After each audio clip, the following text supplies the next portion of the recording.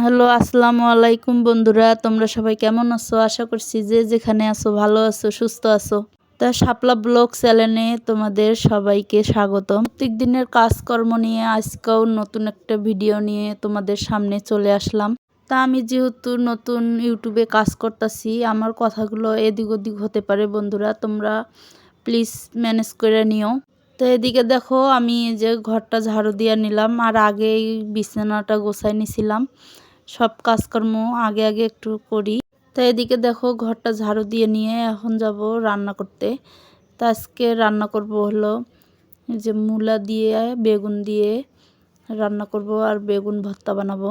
দেখো আমি আগে ভাতটা রান্না নিছিলাম, তাই ভাত রান্না আমার হয়ে গেছে।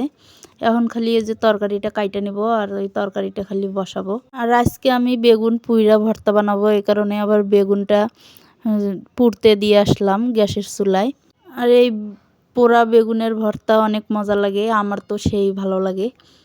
আমার মেয়েও পছন্দ করে, খালি তোমার ভাইয়া একটু ভর্তা কম খায়। ও আবার সবসময় তরকারি খায়, যেরকমই তরকারি হোক, মাছ গোস্ত হোক আর না হোক, কিন্তু ওরে সবজি হোক আর যাই হোক, ওরে তরকারি রান্না দেওয়া লাগবে, নাহলে ও ভাত খেতে পারে না। তো চলো তোমরা ভিডিওটা দেখতে থাকো।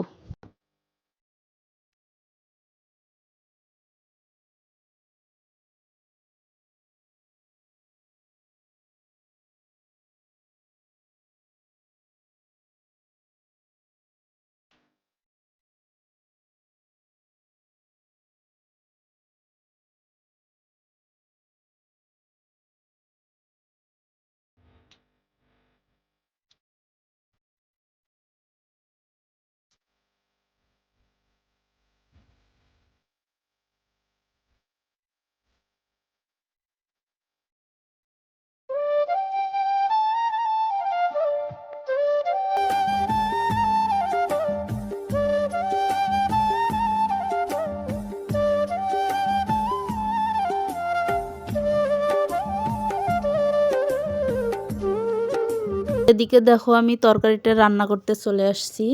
এখানে মরিচ পেঁয়াজ দিছি, আর বেগুনগুলো তো পুড়িয়ে রাখছি।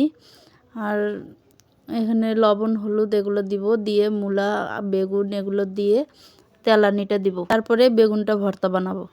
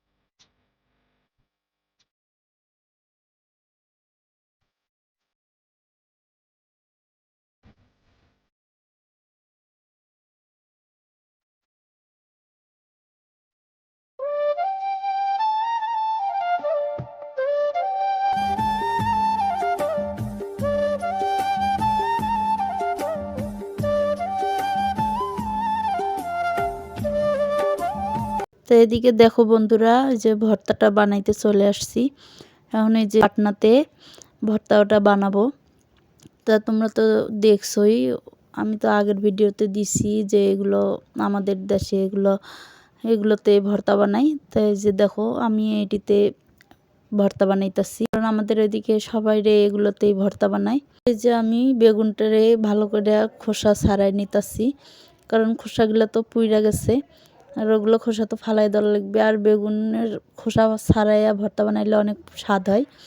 তা দেখো আমি এদিকে সব বেগুনগুলোরে খোসা ছাড়াই নিব, নিয়ে ভর্তাটা বানাই নিব। চলো তোমরা দেখতে থাকো।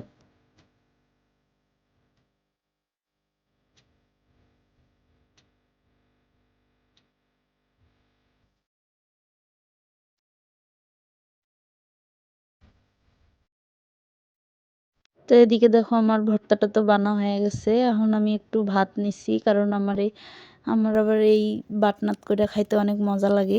আজকের ভিডিওটা এই পর্যন্ত বন্ধুরা।